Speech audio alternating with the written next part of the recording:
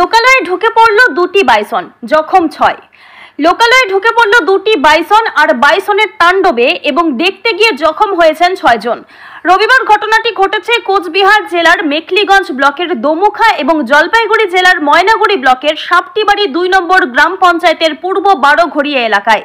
জানা গেছে রবিবার সাত সকালে কোচবিহার জেলার মেখলিগঞ্জ ব্লকের দমুখা হয়ে দুটি বাইসন জলপাইগুড়ি জেলার ময়নাগুড়ি ব্লকের পূর্ব বারোঘড়িয়া এলাকায় ঢুকে পড়ে। এদিকে সকালে জমিতে কাজের সময় একজন বাইসন দেখে সেটিকে ষাঁড় গরু ভেবে বসেন, কিন্তু পরক্ষণেই ষাঁড় নয় বুঝতে পেরে জমি থেকে পালিয়ে যান। এরপর বাইসন দুটিকে দেখতে পান আরো কয়েকজন। অন্যদিকে লোকালয়ে দুটি বাইসন ঢুকে পড়ার খবর ছড়িয়ে পড়তেই প্রচুর মানুষ বাইসন দেখতে ভিড় জমায়। এদিকে বাইসন দুটি এদিক ওদিক ছোটাছুটি করতে থাকে। কখনো ব্যক্তিগত মালিকানাধীন ছোট চা বাগান, আবার কখনো পাট খেতে ঢুকে পড়ে বাইসন দুটি। আর বাইসন দেখতে গিয়ে বাইসনের গুঁতোয় 5 জন জখম হন। সেই সাথে পালাতে গিয়ে পড়ে গিয়ে জখম হয়েছেন আরো একজন। 2 জন আহতকে উদ্ধার করে ময়নাগুড়ি গ্রামীণ হাসপাতালে নিয়ে গিয়ে প্রাথমিক চিকিৎসার পর ছেড়ে দেওয়া হয়। অন্যদিকে গুরুতর জখম 4 জনকে উদ্ধার করে জলপাইগুড়ি মেডিকেল কলেজে নিয়ে যাওয়া হয়। খবর পেয়ে ঘটনাস্থলে পৌঁছায় রামশাহী রেঞ্জের বনকর্মীরা। তারা বাইসন দুটিকে নজরে রেখে উদ্ধার করার চেষ্টা চালান। পাশাপাশি সাধারণ মানুষ যাতে ভিড় না জমায় সে কারণে সবাইকে সতর্ক করতে থাকেন। এরপর একটি বাইসনকে ঘুম পাড়ানি গুলি করে কাবু করা হয় এবং সেটিকে উদ্ধার করে নিয়ে যায় বনকর্মীরা। যদিও খবর লেখা পর্যন্ত অপর বাইসনটিকে কাবু করতে পারেননি বনকর্মীরা। বর্তমানে সেটি কোচবিহার জেলার মেখলিগঞ্জ ব্লকে ঢুকে পড়েছে।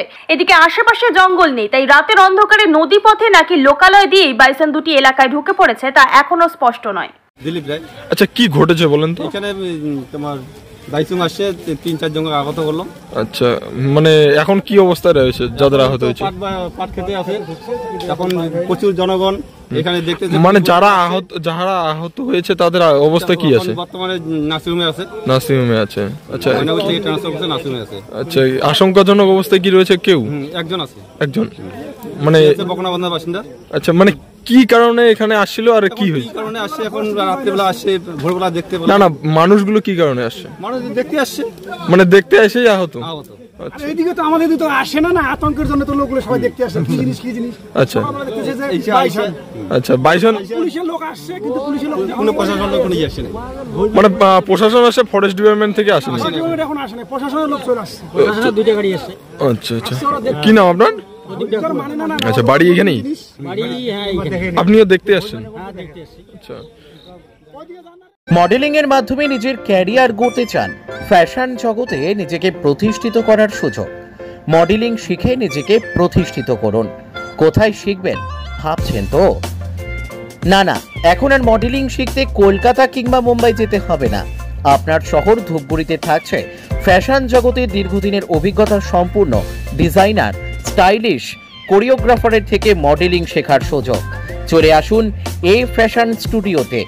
এখানে cat walk, basic of fashion and style, stage and ramp technique, personality development, rhythm coordination, performance in photoshoot শেখার সুযোগ।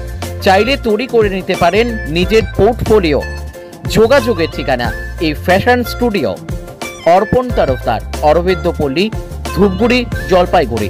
আমাদের ফোন নম্বর 8967105264 অথবা 6295808781।